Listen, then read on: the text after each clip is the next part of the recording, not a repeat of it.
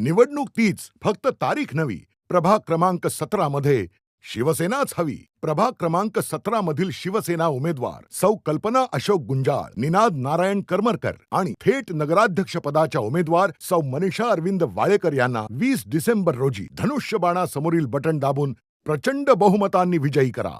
महात्मा गांधी विद्यालयात भारतरत्न डॉक्टर बाबासाहेब आंबेडकर मुक्तद्वार वाचनालयाचे उद्घाटन महाराष्ट्र राज्य विद्युत वितरण कंपनीचे मुख्य अभियंता चंद्रमणी मिश्रा यांच्या हस्ते उत्साहात पार पडले.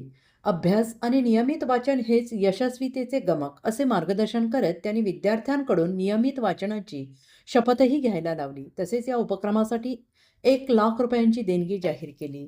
माजी विद्यार्थी संघाच्या पुढाकारातून वडाच्या वृक्षाखाली साकारलेल्या या मुक्तद्वार वाचनालयात 15 बाके, 3 वृक्षपार, 18 दैनिके, मासिके आणि एकाच वेळी 50 जणांसाठी आसन व्यवस्था उपलब्ध आहे.